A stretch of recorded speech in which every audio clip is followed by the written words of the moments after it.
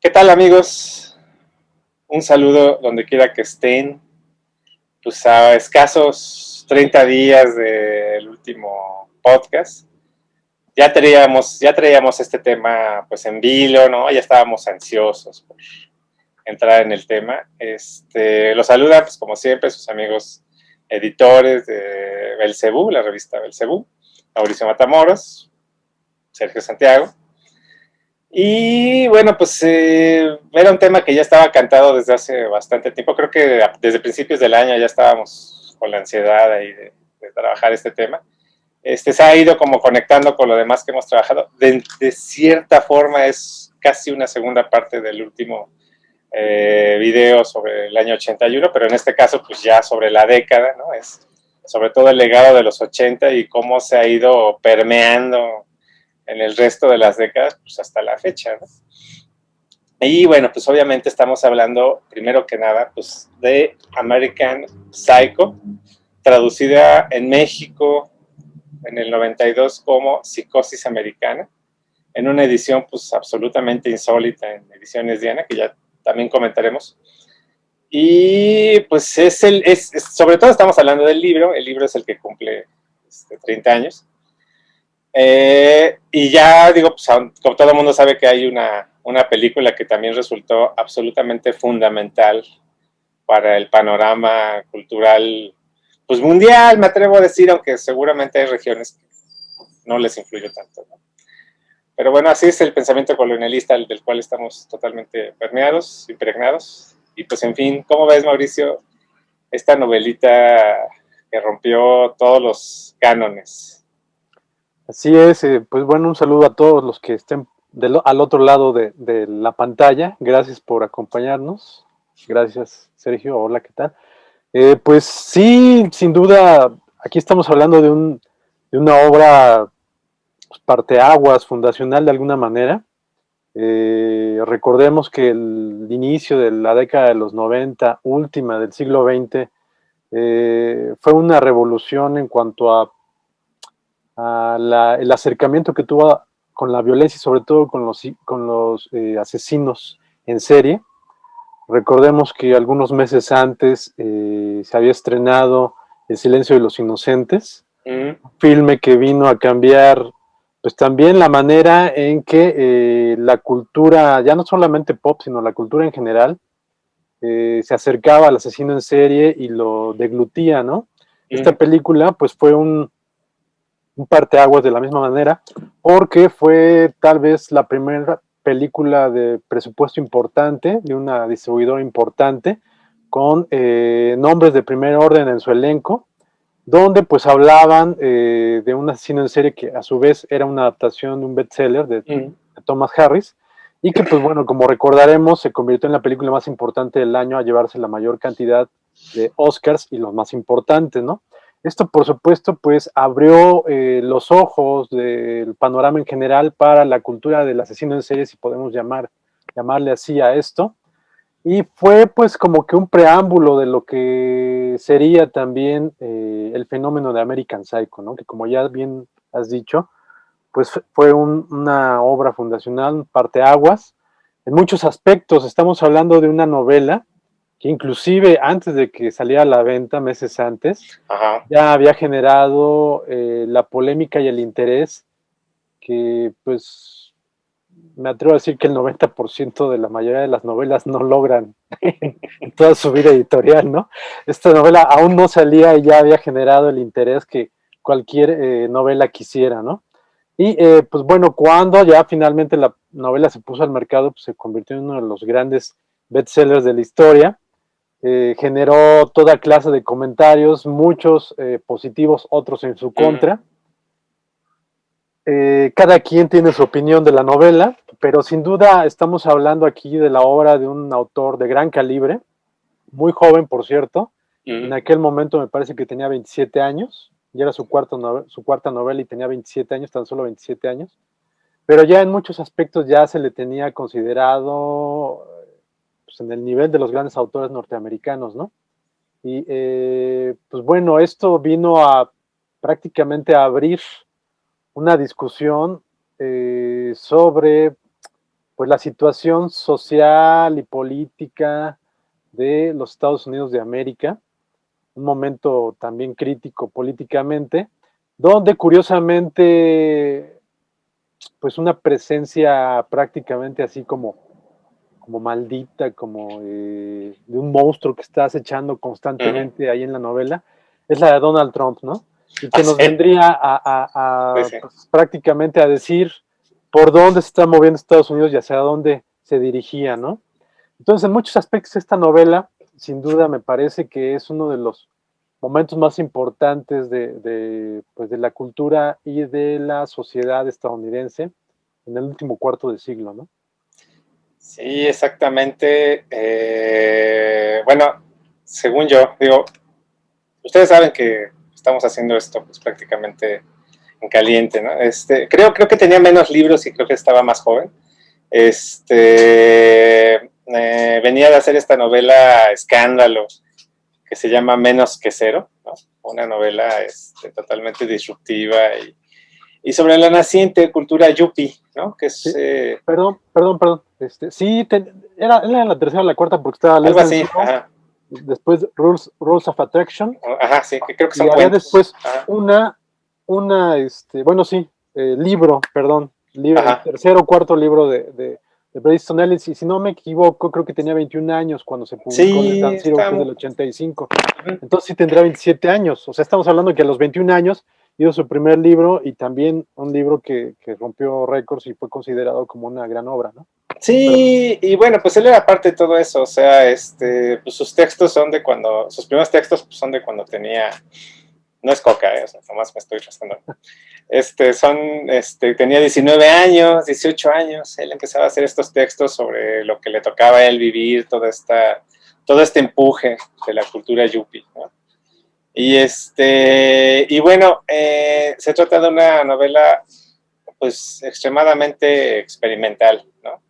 Lo cual, como bien señalas, pues en el 90 de los casos es sinónimo de que pues, no es nada, ¿no? O sea, una ocurrencia y ya. Aquí la gran novedad, pues es ¿cómo decirlo? El océano de referencias que él alude, pues proyectan un panorama de una cultura y de una época como casi nada, ¿no? Como casi nada de esa época. Yo, muy personalmente, por el estilo y demás, a veces me parece compararla con el estilo, única y exclusivamente de William Gibson en Neuromante. uh-huh. Por hacer la conexión gratuita con México, pues todo el mundo sabe, y si no, pues se están enterando hoy. Esas primeras páginas de Neuromante, pues están inspiradas en la Ciudad de México, ¿no? Y bueno, pues tiene mucho que ver justamente, ¿no? Con estas descripciones detalladísimas de lo que está, de dónde está. Digo, de entrada, la novela es muy repetitiva, ¿no? O sea, eso como la misma conciencia lo es, ¿no? Uh-huh. Y se da en una serie de escenarios en los cuales parece que los checkpoints, ¿no? Son una serie de restaurantes, ¿no? Que todos son de nombres totalmente azarosos, ¿no? O sea, el restaurante salvadoreño, las piñas, ¿no? El Harris, ¿no? El no sé qué. O sea, son como nombres que no realmente sería muy difícil que sí existieran, pues, porque son muy poco llamativos, ¿no? Y luego está toda esta descripción tan detallada, tan barroca, ¿no? De lo que trae puesto, de qué color, de qué marca, de qué diseñador, de qué telas, ¿no? Esta famosísima secuencia donde está describiendo todo lo que se echa en la cara, ¿no? El personaje de Patrick Bateman, todo esto, bueno, su descripción de los gimnasios, ¿no? Que empieza a hablar de que mi rutina es así, así, así, y esto es así, entro a tal hora y pago tanto dinero, ¿no? Son descripciones que muchas veces ocupan página tras página tras página, ¿no? Y no es más que una especie como de macroscopio, ¿no? Una especie como de descripción a detalle de algo que detrás solo hay una especie como de vacío cada vez más latente y palpitante, ¿no? O sea, es un vacío. Por ejemplo, preguntémonos en qué trabaja Patrick Bateman, ¿no? Ni en la película ni en la novela se da una descripción clara y concreta de algo en particular que haga, ¿no? O sea, ustedes recordarán, si han leído la novela, pues que está su secretaria, está su oficina, está todo, pero pues realmente nunca dice, bueno, el día de hoy hice tal venta, o el día de hoy hice tal situación, o hice tal análisis, ¿no? Se supone que está altamente educado, es una persona altamente educada, pero yo en lo personal lo que encuentro siempre, tanto en la novela como en la película, es una serie de pistas de que el personaje realmente pues es mediocre, ¿no? O sea, está ahí en el trabajo porque sus padres son los dueños, bueno, sobre todo su padre es el dueño del negocio. Cuando empieza a describir, por ejemplo, o sea, son como pistas, ¿no? Cuando empieza a describir todo esto de que se arregla y demás, son en realidad productos que son de consumo masivo y no son para nada pues exclusivos, ¿no? Es más, hay una parte donde describe algo muy parecido a un Oxxo y lo que compra es cochinadas, porquerías, pues comida chatarra totalmente, ¿no? Cuando empieza a describir, por ejemplo, sus rutinas en el gimnasio, pues cita pantalla, ¿no? Porque pues hace una descripción de, por ejemplo, habla de 1000 abdominales, pues, una serie de cosas, ¿no? Pero digo, ya cuando se hace un análisis realista, pues en realidad no es tan interesante su rutina, no es de élite, pues, ¿no? Es una rutina casi de aeróbics. Entonces, bueno, también digo, sobre todo describe los pesos y demás, ¿no? Es algo que, por ejemplo, se ve mucho en las novelas de James Bond, ¿no? Las originales, ¿no? Las de Ian Fleming. Hay descripciones de vinos y descripciones de espacios y lugares. Cualquiera que tenga un enólogo, por ejemplo, que tenga un conocimiento de los vinos de la época, pues sabe que no eran vinos tan buenos, por ejemplo, ¿no? O sea, hay una serie de cosas. Ahora, aquí lo importante es que todo esto es adrede. O sea, Breda Stanley, que todo el tiempo está cambiando de opinión, por cierto, respecto a esta novela, lo cual está bien, ¿no? Porque cualquiera que haya creado, haya hecho un proyecto de creación, sabe que muchas veces pues, las labores creativas se hacen en un estado casi mesmérico, ¿no? O sea, ya lo habíamos comentado la vez pasada, ¿no? Entonces, bueno, pues es una novela totalmente intuitiva, acaba de repente, ¿no? Eso es un gran spoiler que voy a decir yo el día de hoy. De repente acaba, no sabes si lo que pasó realmente sucedió o lo vio en una película, porque digo, todo el tiempo está viendo cine de horror, todo el tiempo está escuchando música pop. Esos análisis que hace de música pop también son muy desorientadores. Yo por ahí encontré el dato de que cuando los leyó Phil Collins, pues se botó de la risa, ¿no? O sea, sobre todo es una novela satírica, ¿no? Eso es bien importante, es fundamental, porque mucha gente, igual que Naranja Mecánica, es un fenómeno pues, muy chistoso, ¿no? Porque, digo, el personaje de Naranja Mecánica también es bastante, pues deplorable, ¿no? O sea, el Joker, ¿no? En estos últimos años, que se comparó mucho, por cierto, con American Psycho. Y el personaje de American Psycho, Patrick Bateman, son personajes, pues, vacíos, agonizantes, representantes de una cultura, pues, decadente totalmente, ¿no? Y si hablamos de preámbulos literarios o de la alta literatura, que en su época no lo era, pues está el decadentismo francés con un personaje que se llama de Cesentis, no sé cómo se pronuncia exactamente, de Huysmans, ¿no? Que era el representante máximo del dandismo. El dandismo que era una cosa, pues hablando de la sociedad en su más miserable expresión, y por alguna extraña razón, pues ahora sí que el público lo toma como, ay, yo quiero ser como eso, ¿no? O sea, imagínate ser así, ¿no? Entonces, bueno, es muy curioso cómo esta novela donde, que por cierto el dato es que lo último que puso Ellis en la novela, pues fue justamente las celebradísimas secuencias de asesinatos, porque no sabía cómo hacerlo, o sea, él no tenía la menor intención de volver a psicópata, ¿no? A Bateman, y fue una decisión que hizo hasta el último minuto, el día que terminó de investigar en Wall Street con una comida con yuppies reales. Es decir, él no tenía la intención de hacerlo asesino hasta que conoció a Yuppies Reales y dijo, definitivamente mi personaje va a ser un genocida, ¿no? Esa es la primera introducción a la novela.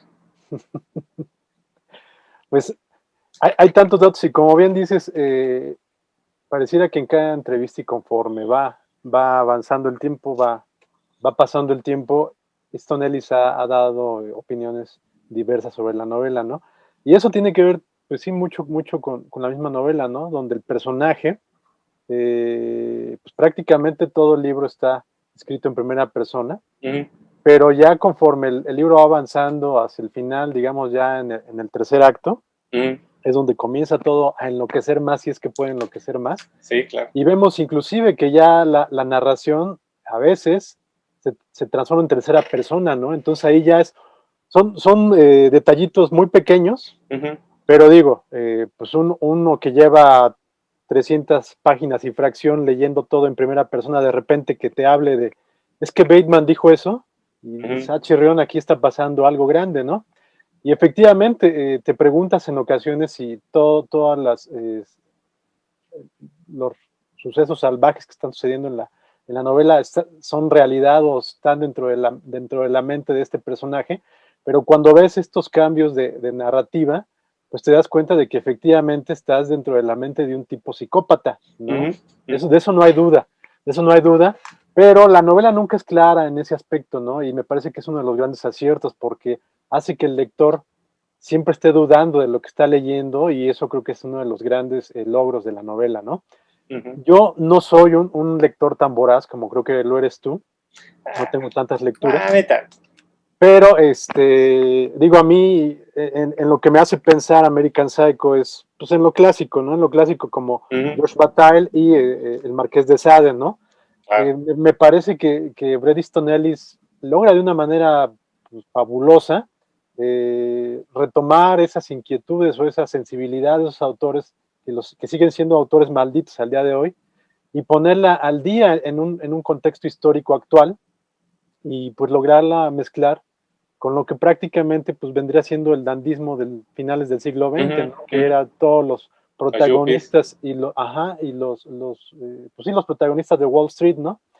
Y pues sí, realmente Bret Easton Ellis, que de alguna manera, si él, tengo entendido que no fue hijo tampoco de una familia ultrapoderosa, pero digamos que sí tiene una posición buena, nos hace entender mucho de cómo en algunos aspectos la gente poderosa puede ser, en algunos casos, pues la gente más odiosa que puede haber, ¿no? Sí, sin duda los usos y costumbres que aquí muestra Bret Easton Ellis, pues sí son muy desagradables, ¿no? Y pues en ese aspecto es una novela, me parece muy reveladora, ¿no? Por otro lado, el amasijo o el encuentro que logra de esta aparente pues posición de la gente con dinero, con poder, que no se le relaciona con esos productos tan paupérrimos o tan pues de las masas como es el cine de horror, como es el cine pornográfico. Sí, claro. Porque Patrick Bateman es un consumidor voraz de ambos tipos de productos audiovisuales. El acercamiento que hace Bret Easton Ellis del protagonista con este tipo de productos me parece que es un gran logro, ¿no? Porque aparte el diálogo interno que lleva Patrick Bateman y el diálogo que de alguna manera trata de insertar con todos sus conocidos o amigos, a partir de todas estas referencias a la cultura pop y a la cultura trash, me parece que es bien interesante y logra ver cómo a final de cuentas pues no logra encontrar algo que lo relacione con ellos, ¿no? Es decir, el pobre de Patrick Bateman es un ente total, es un outsider totalmente dentro de su misma sociedad, ¿no? A pesar de que cumple con todos los requisitos y logra de alguna manera pues relacionarse con ellos y logra estar al tanto de todo lo que sus amigos hacen, e inclusive los amigos le piden muchos consejos de vestimenta y de etiqueta, él está en otro lado totalmente, ¿no? Y cómo un paria dentro de esa misma sociedad, y pues esto se va intensificando conforme va avanzando la novela, y pues vemos que un psicópata en cualquier tipo de sociedad siempre va a estar totalmente pues, en otro mundo, ¿no? Sí, Entonces es una novela bien interesante, es una novela bien rica, y sin duda, como bien lo dijiste en un principio, a pesar de lo experimental, o lo experimental de esta novela, pues al final de cuentas no dice nada, ¿no?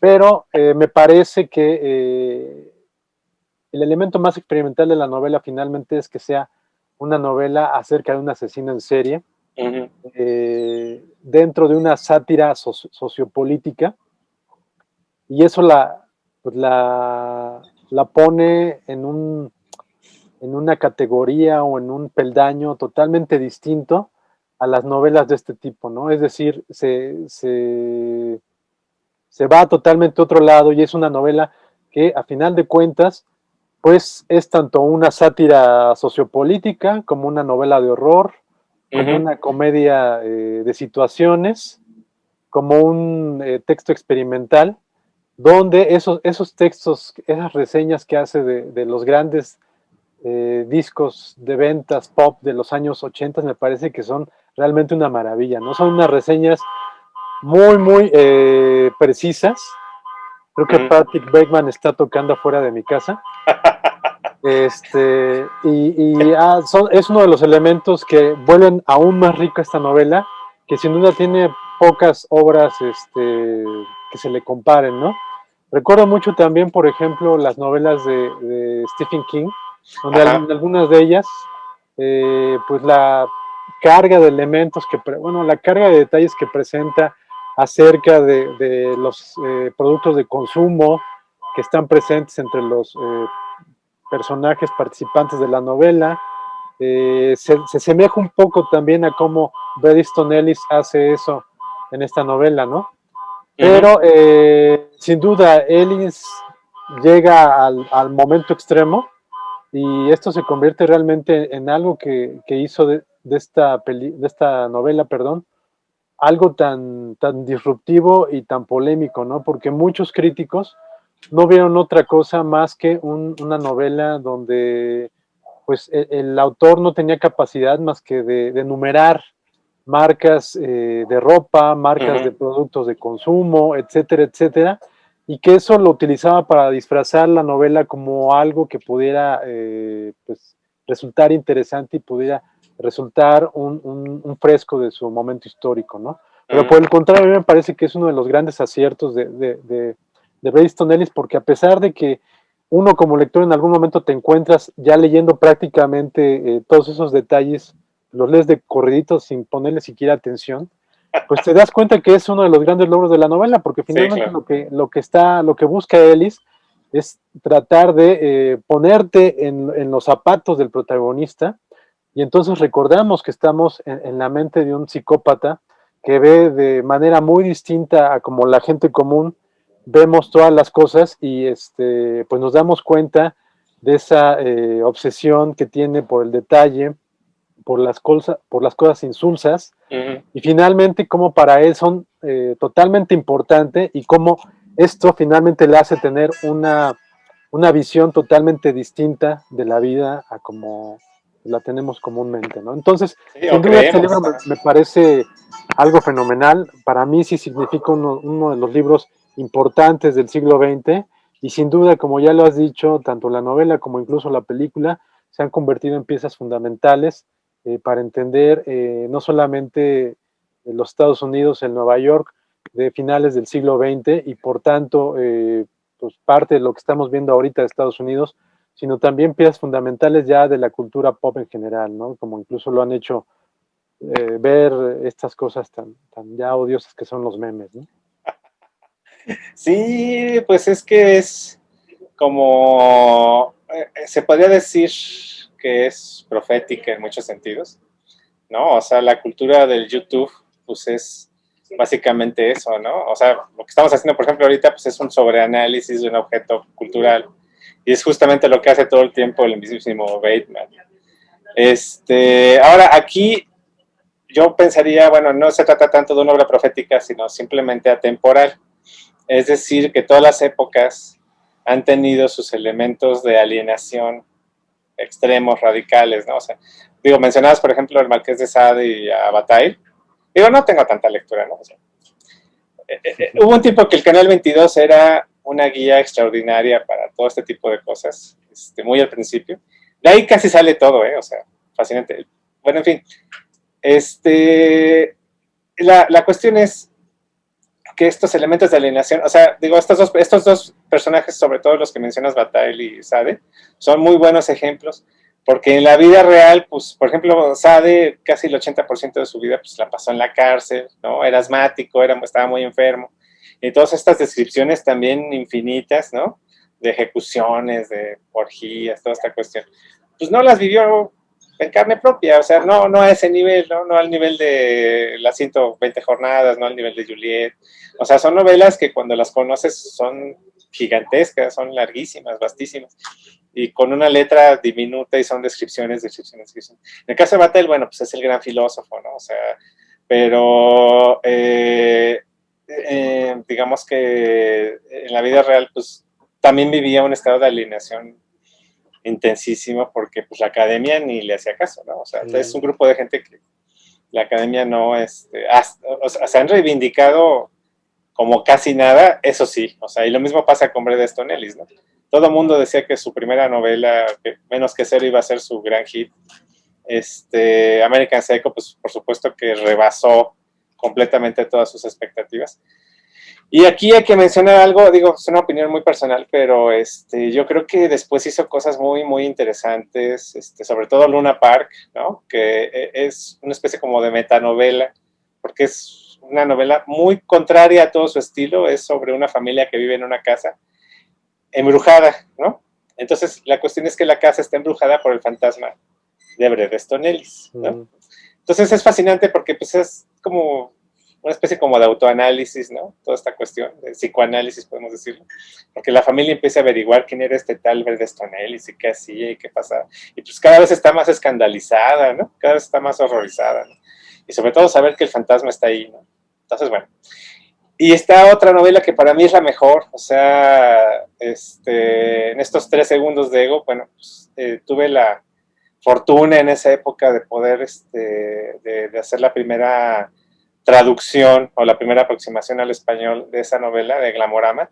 El primer episodio salió en una revista, no voy a decir la revista porque quedamos muy mal, pero fue en una revista y ya ahí me seguí corridito porque bueno, lo que me llegó fue sobre todo unas pruebas de la primera edición en inglés y bueno, en fin, ¿no?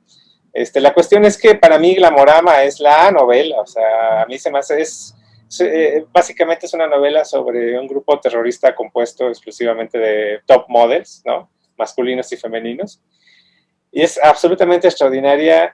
Yo creo que esa novela pues es la que va a hablar, es como una continuación ideológica de American Psycho, ¿no? Y es magnífico, o sea, a mí se me hace su mejor trabajo, ¿no? Y bueno, pues últimamente tiene su podcast, ¿no? Tiene su podcast también, ¿no? Y comenta películas, comenta una serie de cosas. Parece que hay por ahí un proyecto de que American Psycho se vuelva serie. Yo espero que no se haga porque realmente es un libro que al tratar del stream of consciousness es muy, muy... cualquier adaptación incluyendo la película, pues va a reducir sus elementos, ¿no? Y en cambio la novela, así como es, pues es inabarcable, ¿no? Y yo creo que sobre todo lo que va a suceder, o el gran legado de American Psycho, pues es este análisis de la dilución del yo, ¿no? Sobre todo en este paisaje de productos y de... Recordemos que hay un elemento fundamental en la novela que es que todo el tiempo todo mundo confunde a todo mundo, ¿no? Es decir, está el grupo en el club de abogados y dicen, oye, ese no es fulano, ese no es sultano.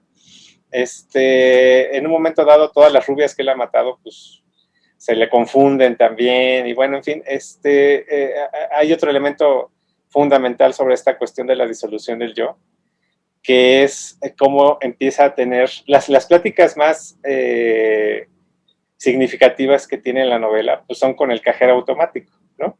Porque él empieza a hablar con el cajero automático. y entonces el cajero le empieza a dar órdenes, ¿no? Que esto tiene mucho que ver con toda esta cuestión del serial killer, de que el perro del vecino me dijo que yo matara, en fin, ¿no?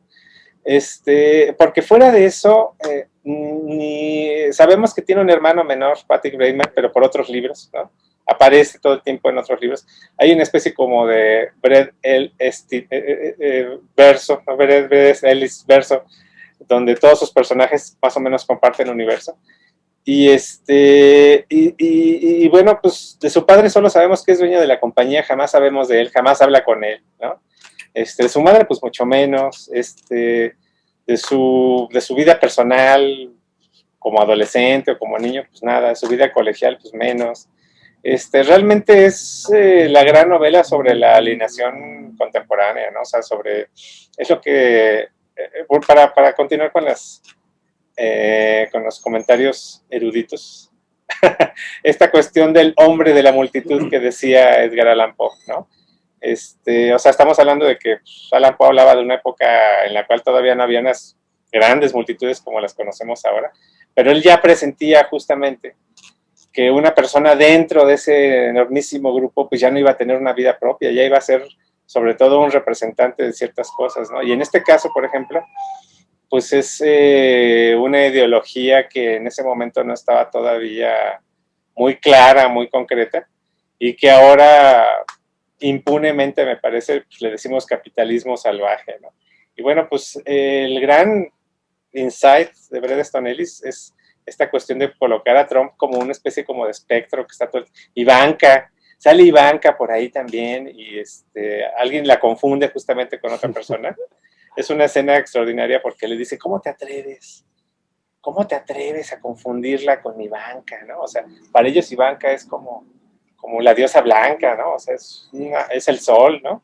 De ese universo de poderes, pues, falsos, ¿no? O sea, ni siquiera la muerte existe en ese universo. Y eso es muy importante porque en la película es mucho más evidente, pero en la novela no hay absolutamente ninguna consecuencia de los actos de Bateman, ¿no? Reales o no, no hay absolutamente ninguna, ni en sus cosas banales, ni en sus idas a los restaurantes caros, ni en sus paseos, no hay ninguna conexión con la realidad, ni ninguna consecuencia. Entonces, pues ustedes sabrán cómo se traduce eso ahora en la realidad, donde la impunidad pues ha vuelto todo muy banal, ¿no? Y finalmente ese es el gran tema, la banalidad de todos los actos, ¿no? O sea, la intrascendencia absoluta de todos los actos. Se supone que se va a casar, ¿no? Pero pues es como cualquier cosa, tiene una affair ahí con una de sus amigas, igual, no significa nada. Es como un vertedero, ¿no? Que va hacia un abismo y ahí se pierde absolutamente todo, ¿no? Entonces, bueno, podemos decir que es una novela sobre la trascendencia, sobre la vacuidad de la trascendencia. Y ahora que está tan de moda el nihilismo, bueno, pues lo dejamos de tarea. ¿Cuál sería ese vínculo con ese ultranihilismo que estamos viviendo actualmente, ¿no? Sí. Sí, hay que recordar que como decías en la novela, la, los nexos familiares de Bateman pues son prácticamente nulos, ¿no? Sin embargo, me parece que lo poco que hay es trascendente, porque, Sí, claro. en resumen, menciona Bateman que es hijo de una familia divorciada, ¿no? Entonces, como prácticamente el meollo del asunto de todas las familias en el mundo, ¿no? Actualmente. Y nunca se sabe bien, se sabe que el padre es muy, muy poderoso, pero Bateman, como bien dices, no sabe nunca bien en qué trabaja, porque hay amigos que le dicen, pero si tu papá es fulano, ¿por qué es que estás trabajando en este otro lado? Tú no tienes necesidad de trabajar. Y lo cierto es que no trabaja, porque él y todos sus amigos es gente que son dueños de una oficina o de un despacho, pero todo el día se la pasan entre comidas, desayunos, cenas y una vida frívola totalmente, pues casi, pues de ampones, ¿no? O sea, es Sí, claro. gente que vive de lo mejor sin hacer nada, ¿no? Y bueno, se menciona eso del padre, con la madre tiene un encuentro ahí, la va a visitar al hospital en el que está, y pues es una mujer que está dopada prácticamente las 24 horas del día, El hermano tiene un encuentro con él, pero pues en su diálogo con él mismo, pues dice que quisiera matarlo, que siempre lo ha odiado. Entonces, pues bueno, ahí entendemos pues, qué clase de individuo es Patrick Bateman, ¿no? Ahí no, nos pinta claramente Bret Easton Ellis, con todas las ausencias que tiene Bateman, pues cuál es el tipo de personaje que tenemos, ¿no? Y pues bueno, en general esta novela realmente todo ese amasijo de referencias y pues de logros finalmente originales, porque a pesar de todo a mí me parece que American Psycho es una novela sumamente original, es Sí, decir, claro. al menos creo que durante el siglo XX no se había visto algo así me refiero en que es una novela donde pues es prácticamente, es algo cercano como lo que logró Takashi Miike con Audition, ¿no? Una película que aparentemente iba a ser una comedia, y repentinamente se transforma en una película de horror a la mitad, ¿no? Así sucede un poco con American Psycho, ¿no? Creemos que estábamos ante una comedia que se desarrolla en Wall Street y de repente nos enteramos que estamos prácticamente ante el diario de un asesino psicópata, ¿no? Entonces, pues bueno, hay que leer esta novela si no la han leído para entender un poco de toda la visión mediática que estamos viviendo. Algo bien interesante es que es cómo esta novela, perdón, alcanzó a escribirse, alcanzó a realizarse poquito antes del internet, ¿no? Y de todo lo que provocó, ¿no? Porque sin duda, esta novela, si le hubiera tocado a Ellis escribirla durante esta época, pues tal vez no habría sido necesario que lo hiciera, o sin duda habría sido totalmente distinta, ¿no? Porque Sí. como bien has dicho, todo lo que estamos viendo ahorita de tecnología es ese mundo psicótico que trae Patrick Bateman dentro de su mente, ¿no? Sí, exactamente. Pues yo me quedo mucho con ese momento, tanto de la película como en la novela pivotal, fundamental, que es que cuando revisita este departamento donde cometió unos crímenes totalmente abominables, ¿no? Mata a su amigo, mata a dos prostitutas, las destaza, las devora, hace todo este asesinato así extremo. Esta nota roja brutal, ¿no? Ujú. Y él incluso siente que va a estar perseguido por el SWAT, ¿no? Que, en fin, ¿no? Es justamente donde se da la descripción en tercera persona, porque se empieza a ver como si estuviera dentro de una película, ¿no? Sí. Y revisita este departamento y pues él viene totalmente, hasta, o sea, imagínense, 2000, 91, bueno, 91, 88, 89. décadas antes del coronavirus, pues él viene totalmente cubierto así porque él está seguro pues, de que está atascado ese departamento, que tiene que limpiarlo, porque van a encontrar ahí todos los rastros de sus crímenes. Y lo encuentra pulcro, así, blanco, completo, o sea, es exactamente igual que en la novela, en la película. Totalmente limpio, pulcro, blanco, ni un rasguño, como nuevo, totalmente. El famosísimo closet, ¿no? Que, bueno, tiene unas, tiene unas representaciones ya en la vida real de otro modo, porque Brendan Stollis, pues ya después, digo, estamos en junio, pues admite que es, después de como de 20 años, él admite que es gay, ¿no? Entonces, bueno, abre este closet donde él espera encontrar, pues es que ahí metía todos los cadáveres, ¿no? O sea, digo, qué cosa más simbólica, ¿no? Pero bueno, él metía todos los cadáveres dentro del closet, pues lo abre esperando encontrar la pedacería ahí. No hay nada, no hay nada, nada más hay una especie como de pinol ahí, ¿no?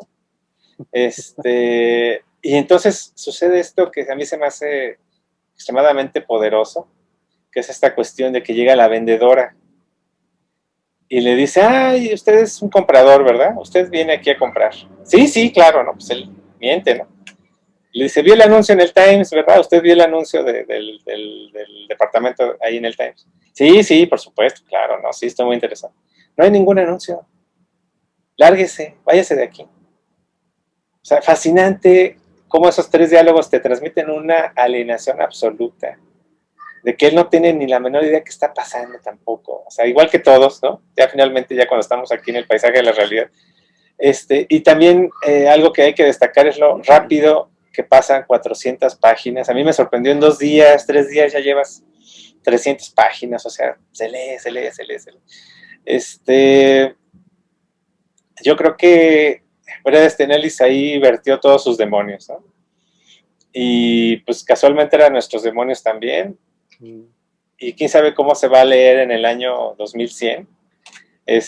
Algo que hay que comentar muy importante es que felicitamos a ese desconocido editor en el 92 que la publicó en México. O sea, qué visión. Todo el mundo la criticaba la novela, todo el mundo la detestaba, todo el mundo decía que era un objeto de basura absoluto. Y resulta que aquí un editor dijo, sí, que se.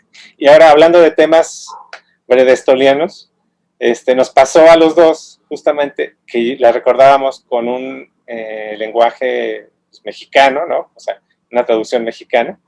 Y resulta que la traducción de Mariano Antolín Rato, que era como el traductor de élite de Bruguera, de Anagrama, de una serie de editoriales, y no pudimos conseguir un ejemplar. Yo creo que también fue tu caso, no pudimos conseguir un ejemplar, pero a todas luces parece que es la misma traducción. Y yo enfrento esta traducción de nuevo pues, para esta reseña, y resulta que es totalmente castiza, ¿no? O sea, 100% castiza. ¿Qué pasó ahí? ¿Quién sabe? Ahí cualquiera que tenga un ejemplar que nos avise.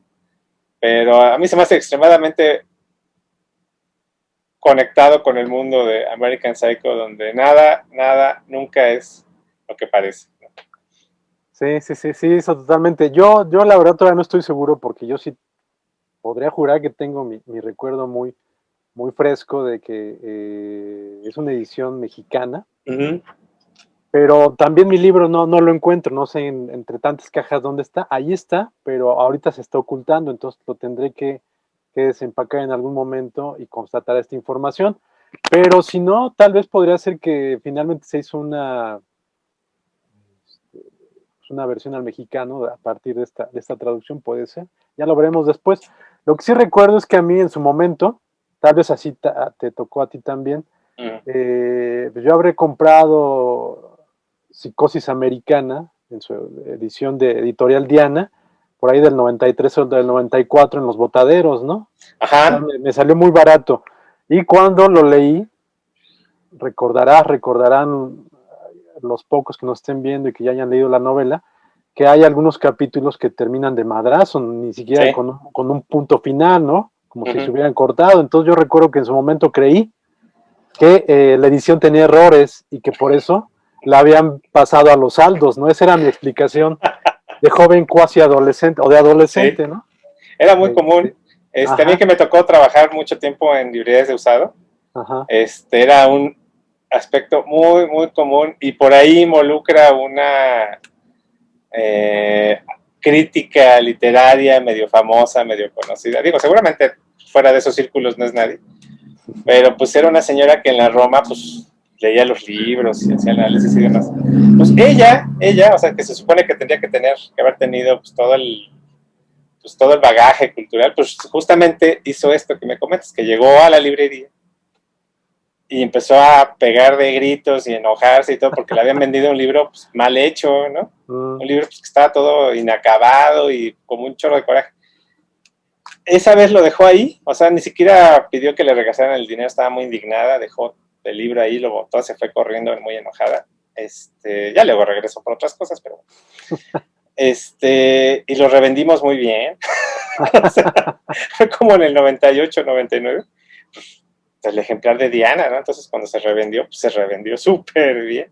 Pero bueno, pues eso habla justamente de que siempre hay que hacer un poco de investigación antes de llegar a conclusiones avanzadas, ¿no? Eso ya son anécdotas, ¿no? Sí, pero anécdotas interesantes, ¿no? Que finalmente te hablan de la importancia del libro y de su formato, ¿no? Sí. Y nada más aquí para contextualizar un poco más, de fondo, ahí con Sergio vemos la portada de la primera edición de American Psycho estadounidense. Recordemos que este libro fue tan polémico que Simon & Schuster decidió no publicarlo, después lo toma otro editorial y es esta portada que tiene Sergio.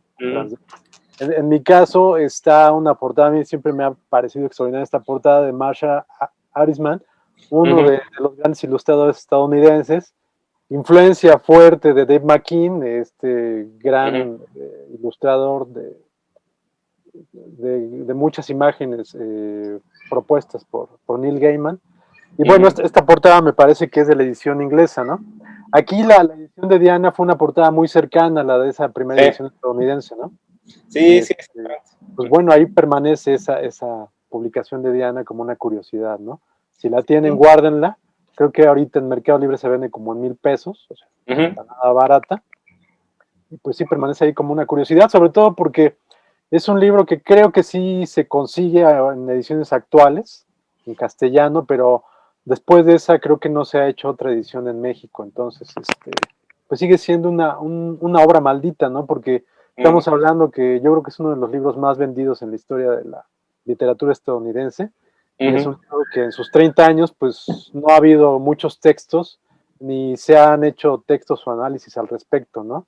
Sí, Recordemos que en su momento también, por ejemplo, hubo pues reseña, un comentario muy popular que hizo Norman Mailer al ah, respecto, sí. donde no decía ni si era mala ni si era buena, pero contribuyó mucho para el estatus de culto de obra maldita de esta novela, ¿no? Entonces, American Psycho pues, sigue siendo un libro que sigue generando discusiones y que inclusive siguió generando por esa, pues creo que coincidimos los dos, esa gran película, esa gran Ujú, adaptación que hizo Mary Harron, ¿no?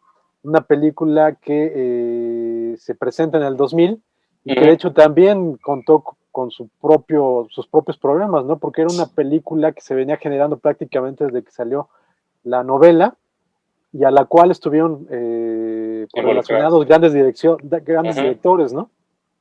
Sí, entre ellos Cronenberg, o sea, que además Cronenberg, Oliver Stone. busquen, ah, sí, Oliver Stone, por supuesto. No, pero busquen el tratamiento que le estaba dando Cronenberg. Maravilloso. No tenía ya casi nada que ver con la novela. Yo no Pero lo he es, leído, sí, sí. pero Pues sí. muy interesante porque primero que nada quitó casi todas las escenas de restaurantes. Sobre todo fueron como diálogos muy exhaustivos con Bret Easton Ellis, ¿no? Entonces él dijo, no, vamos a reducirlo a una sola escena. Pero ahí vamos a vertir todo lo que tú estás diciendo en la novela, ¿no? Y bueno, pues digo, finalmente no se llevó a cabo porque Cronenberg pues, se encarreró en proyectos mucho más personales, ¿no? Cada vez más personales, digo, a todos nos consta que se ha vuelto otro alienado extraordinario, ¿no? O sea, pero bueno, en fin. Y bueno, pues sí, o sea, la directora venía ni más ni menos que de I Shot Andy Warhol, sobre la mismísima Valerie Solanas, que bueno, pues es prácticamente una psicópata de peso completo, pero que ahora está 100% reivindicada, o sea, en esa época era una loca de remate, bueno, pues ahorita es un héroe, ¿no? Es una heroína, ¿no? Entonces, bueno, esos son otros temas, ¿no? Pero sí, la adaptación, pues es un clásico absoluto. Al principio todo el mundo igual la odiaba, mucha gente. El Sí. mismísimo Roger Ebert la despreció, la insultó, la sobajó, ¿no? Dijo que era una basura, ¿no? Y como a las 3 semanas, cuando empezó a ver que el New York Times y otros periódicos de gran nivel sí le estaban dando un lugar, pues empezó a cambiar su discurso también él, ¿no? Entonces, bueno, pues ahí encontrarán las dos versiones en este subconsciente colectivo que es el Internet. Y bueno, pues igual, o sea, la directora ya no pudo tampoco pues, repetir algo de esta magnitud. Ella tenía toda la intención de que fuera una sátira de risa loca. Incluso hay testimonios de que durante el estreno, pues el cast se reía, ¿no? En escenas que la gente no se reía, ¿no? Y bueno, pues ahí está el legado, o sea, es una película sorprendente, la vuelves a ver y la vuelves a ver y te encanta, ¿no? Y un dato, digo, pues un dato para 2021, que le estaba comentando yo ayer a Mauricio, pues es que terminó siendo la película donde Batman mata al Guasón, ¿no?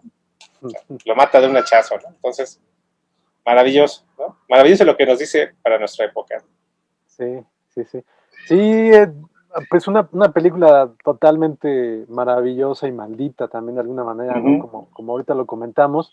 En su momento, pues prácticamente todo el mundo la aborreció. Uh-huh. Todos los que ya habían, digamos que tanto los seguidores de la novela como la gente que no sabía ni qué onda, pero que cuando vieron la película no supieron cómo cortarla con el tenedor y el cuchillo, ¿no? Ujú. Yo recuerdo, a mí me tocó verla en una función, en una premiere que organizó el Uno más Uno, Mm. que fue allá en el Movie Company, este cine que está allá adelante está sobre Eje 10, Ujú. y pues todos cuando salimos de la película, recuerdo que todos estaban con cara de guad, o con cara de guad, o con cara de energúmenos, ¿no? A Ajá. mí todavía no podía decir si me gustaba la película, pero estaba muy, muy excitado, ¿no? Realmente me había provocado muchas cosas. Y conforme fueron pasando los días y la revisité la película, realmente me pareció endemoniadamente buena, ¿no? Sí. Eh, Mary Harron hizo la adaptación con una amiga, ahorita no recuerdo el nombre, que también es escritora, y que de hecho hace una aparición especial en la película, la co-guionista de Ujú. la película, como una de las víctimas de Patrick Ah, Bateman. O sea, hay que tener presente ahí también el humor negro, el tino de la co-guionista para morir en la ajá. misma película. Y pues es realmente portentosa, ¿no? Este terminajo que ahora se utiliza mucho y para todo, aquí realmente es portentosa la adaptación, porque por ahí incluso en YouTube anda rolando una entrevista que le hacen tanto a Bret Easton Ellis, Mary Harron Ujú. Christian Bale durante el estreno de la película, y ahí comenta, pues así sucinto y precisamente Bret Easton Ellis, que la adaptación es muy buena, porque hace muy claro algunas cosas que quedan indecisas en la novela, ¿no? Ujú. Algo que queda claro es que se trata de una sátira, y pues finalmente muchos de estas disertaciones que hay en la novela por parte de Patrick Bateman, en la película se insertan dentro de otras películas, dentro de otras escenas, ¿no? Ujú. Entonces podemos recordar, por ejemplo, un par de los asesinatos en la película, como dentro de estos, el personaje de Patrick Bateman, interpretado por Christian Bale, Batman posteriormente, eh, Sí. durante los asesinatos, cómo comienza a recitar sus reseñas de discos, ¿no? Y es Sí. algo realmente extraordinario, ¿no? Y muchas de las cosas que como lectores no es que no nos queden claros, sino que más bien nos cuesta un poco de trabajo discernir, elucidar, terminar de comprender, cómo la película lo deja claramente, ¿no? Como esa secuencia también extraordinaria, algo fundamental, creo ya en la historia del cine, de cuando Patrick Bateman y sus amigos están comparando tarjetas de presentación. Ah, sí, sí. En la película realmente queda pues extraordinariamente bien contado y bien claro cómo o a qué nivel llega la frivolidad de estos personajes, y cómo algo que nos parece realmente estúpido es un momento importantísimo de la película, y algo que nos permite definir o entender pues el nivel de locura, ya no solamente de Patrick Bateman, sino de ese Sí. grupo de individuos, ¿no? Sí, y bueno, la novela no es tan clara en ese sentido, pero pues es una bomba política. O sea, la película es una absoluta bomba política, está totalmente tachonada de comentarios y discursos sobre la época. Ujú. Y ya no digamos estas tomas insistentes a las Torres Gemelas, ¿no? O sea, Sí. es un verdadero, es realmente profético lo que pasa. Todo el tiempo está hablando de las Torres Gemelas, todo el tiempo las muestra, ¿no? Las exhibe como, digo, recordemos que Mary Harron es una feminista extrema, ¿no? O sea, todo está enfocado hacia esa dirección. Digo, feminista de las de antes, ¿no?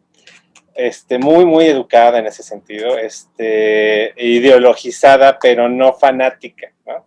Es decir, es como de esta línea como Camille Paglia, ¿no? Digo, si estamos hablando de gente así que no deja de ser autocrítica, ¿no? Entonces, la película justamente es un retrato, pues, vaya, está este comentario muy general de que si las naciones, si las personas se comportaran como se comportan sus gobiernos, pues todo el mundo sería psicópata, ¿no? Ujú. Entonces tiene mucho que ver con eso porque son justamente las relaciones pues internacionales las que vemos ahí. O sea, vemos migrantes, vemos, digo, sobre todo esa escena en la tintorería china donde pues no hay comunicación con los chinos y bueno, los restaurantes que son de hispanos, pues una serie de cosas, pues, ¿no? Entonces, bueno, pues sí, o sea, es realmente una discusión abierta de las políticas norteamericanas, ¿no? Y lo hace como una auténtica bomba Molotov. Digo, por ahí justamente Bateson menciona que no sabe cómo hacer una bomba Molotov y empieza a pensar dónde comprar las cosas para la bomba Molotov, ¿no? Entonces, bueno, imagínense, o sea, hay gente que al contrario no sabe hacer un huevito estrellado, pero sabe perfectamente cómo armar una bomba Molotov, ¿no? Entonces, bueno, todo esto se lleva pues hacia esa escena final poderosísima con el discurso de Reagan y George Bush a punto de tomar el poder y bueno, sátira, es comedia, lo que ustedes quieran, pero al mismo tiempo es horrorosa. Y verla 20 años después con un Trump que lo vimos triunfar y ya lo vimos también caer, ¿no? Pues es indescriptible, ¿no? Una vez más, digo, pues es un gran privilegio haber estado cruzando todas estas décadas y pues contemplar para alegría o terror de cada quien, pero pues contemplar de primera persona todas estas transformaciones y ver justamente hacia dónde van. Y bueno, pues ahorita está la pandemia, está la rama delta, ¿no? Que parece que es mucho más letal que la otra. Entonces, bueno, pues está divertido, no nos hemos aburrido y pues afortunadamente la novela y la película son como dos entes muy distintos, ¿no? Pero se complementan de una forma única, absolutamente única, y como muy pocas adaptaciones logran adaptarse. Sí, sí, sí. Ahorita que comentabas lo de la posición de Mary Harron como feminista, hay que tener presente que, sin duda, si tanto el libro como la película, digamos que hubiera existido un orificio por el cual pudieran salir actualmente, puta madre, ya las hubieran quemado en leña verde a ambas, ¿no? O sea, no les hubieran permitido hacer nada, no les hubieran permitido tener tiempo en pantalla ni espacio en las librerías, ¿no? Entonces, esto me parece bien interesante porque es finalmente una demostración de cómo pues el feminismo bien entendido eh, da permiso, permite entender cosas como estas e inclusive permite que una feminista del nivel de Mary Harron haga un discurso tan poderoso y tan claro como es la película, ¿no? Sí. Hay que recordar que American Psycho, principalmente la razón por la cual Simon & Schuster decidió no publicarla, fue por un grupo de feministas que dijeron que la novela era pues, misógina. ¿no? Ajá. Y en el caso de la adaptación fílmica de Mary Harron, un grupo de feministas que, como ha dicho Mary Harron, se reducía a una sola mujer con un fax enviando cartas. Sí, claro. Por culpa de esa mujer, American Psycho tuvo muchos problemas durante su filmación. Recordemos que esta película que se filmó en Canadá, inclusive también estuvo a punto de no hacerse porque culparon al libro de ser la principal inspiración de un asesino en serie que por aquella época habían agarrado en Canadá. Sí, sí. Entonces, sí. después se supo ajá, exacto, sí. que eso fue puro chisme mediático y que pues el asesino en serie no tenía ningún tipo de lectura, ¿no? Sí, sí, creo bruto.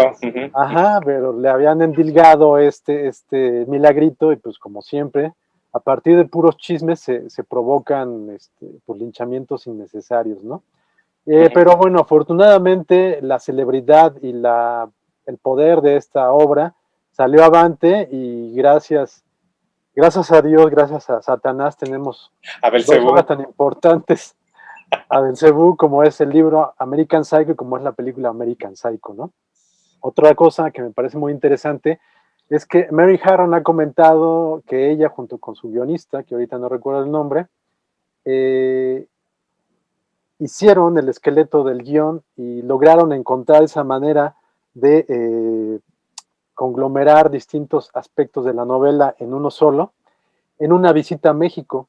Durante una semana que estuvieron aquí en México fue cuando, digamos que lograron hacer lo que serviría como el punto nodal de la película, ¿no? Entonces, digamos que una de las grandes películas sobre asesinos en serie pues es gracias a una estancia en México, ¿no? No, y pues como ya estamos en el parámetro de las anécdotas, recordemos que un abogaducho mexicano, tracalero, chueco, fue ni más ni menos que la inspiración de Aníbal Lecter, ¿no? O sea, que ahí está. ¿No? Creo que se llama Sí, sí. Bernabé, creo que era Bernabé Jurado, no sé, no recuerdo. Ajá, sí, sí. Y bueno, pues ahí está, ¿no? Entonces, ustedes dirán si no tenemos, no sé si sea no sé si sea dudoso orgullo, pero bueno, Ajá, ahí está, ¿no? Son los grandes datos. Y pues sí, sí. pues esa es la invitación, como siempre, no se vayan con chismes, vayan al objeto. Y pues estos dos objetos son absolutamente invaluables, ¿no? Digo, ¿qué más se puede decir? Son absolutos clásicos. Ya mi última reflexión fue ayer cumplió 20 años la película de inteligencia artificial, que de alguna forma, muy chueca de mi parte, pues le encuentro relaciones con American Psycho, ¿no? Y ya mi última reflexión en torno a estos objetos fue, bueno, ¿cómo se va a leer y cómo se va a ver la película en el año 3000, ¿no? Bueno, en el caso de IA es el año 4125, una cosa así, ¿no? ¿Cómo se verán estos objetos en esa época? Yo creo que van a seguir siendo impresionantes, ¿no? Yo supongo, aunque mi mente no da para llegar a tanto, ¿no? Para aventurarse a pensar cómo podría ser el mundo, pero yo supongo que serán tan importantes como hoy día lo siguen siendo la obra de Bataille y del Marqués de Sade, ¿no? Por ejemplo, Entonces, yo supongo que sí serán documentos importantes para entender tanto el arte como los momentos históricos de cierto momento histórico, porque sin duda American Psycho, la novela, pues sí, es un documento bien importante donde se puede dilucidar parte de la locura de los años 80, ¿no? Sobre todo de Estados Unidos, pero sí es bien interesante, o sea, cómo habla de cosas tan populares, tan familiares, tan banales como Huey Lewis and the News y Back to the Future, sí, claro. y pasas unas cuantas páginas y de repente Patrick Bateman está hablando de Leatherface y está desarrollando un soliloquio interior totalmente salvaje y unas páginas después está introduciendo una rata al cuerpo de una mujer, ¿no?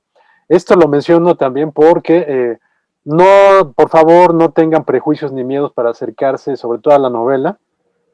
Ya lo dijo el propio Bret Easton Ellis y me parece claro, que pues hay que ser un poco estúpido para creer que esta novela intenta promover Ajá, sí, claro. las actitudes de un asesino en serie, ¿no? O sea, hay que ser realmente tarado o ser de mente muy, muy cerrada para creer que esto es lo que buscaría hacer la novela. Por el contrario, lo que logra es pues que nos sintamos realmente, sintamos una aberración por los actos de Patrick Bateman y pues entendamos de alguna manera cuáles son las aberraciones que pueden hacer los asesinos en serie y pues entender que lo que se necesita hacer es pues obviamente tratar de tener cuidado de todos los extraños y pues tratar de continuar pues moderando la sociedad para crear cada vez menos este tipo de monstruos, ¿no? Entonces, pues eso es lo que podríamos decir. Finalmente American Psycho es como que un cuento, ¿cómo se llaman estos cuentos? Moral, aleccionador. Aleccionadores, ¿no? Finalmente eso es lo que es American Psycho, una novela aleccionadora, ¿no? Entonces creo que en ese aspecto pues, es una obra muy valiosa. Pues sí, sí, pues en resumen, irse con la finta de que todos estos objetos son promoción del mal, es justamente lo que hace el vulgo, ¿no? O sea, todo lo tergiversa, todo lo bello e interesante lo deforma, lo pervierte, lo patea, lo pisotea, lo arrastra por el lodo. En fin, cosas que van a pasar el próximo año, cosas que pasaron el año pasado. ¿Qué le vamos a hacer? El objeto, como dice el proverbio otomano, pues la verdad es como un tigre, o sea, la sueltas, se defiende solo, ¿no? Entonces, bueno, pues ahí está el libro, ahí está el objeto, sobreviviendo, todo tipo de cambios, todo tipo de transformaciones, entre comillas, sociales. Tal vez ese sea en realidad el comentario, ¿no? Que finalmente, por mucha tecnología y por mucha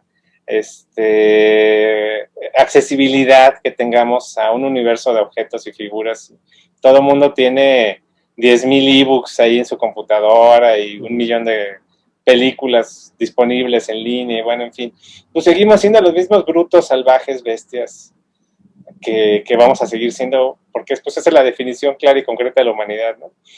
Pero bueno, ya nos pusimos muy negativos, para nada. Disfruten las cosas, son maravillosas. Para eso están. Así es.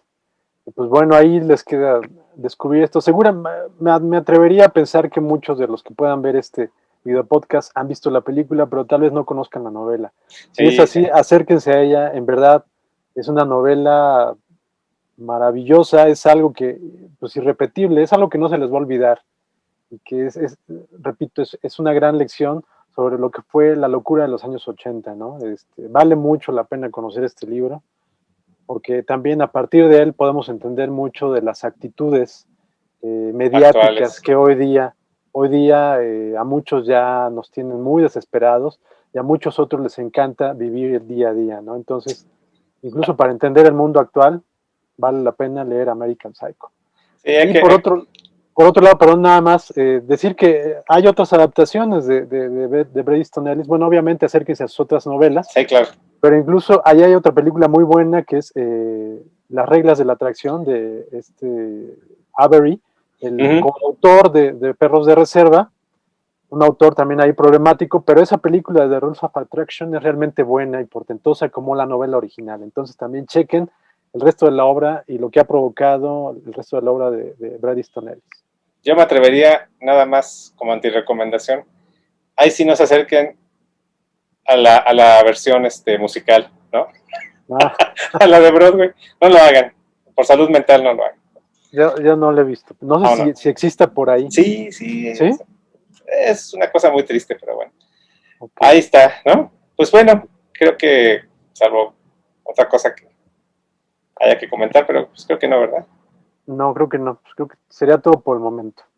Sería todo por el momento. Creo que ya nos quedamos sin temas ahora sí. Estuvimos preparando.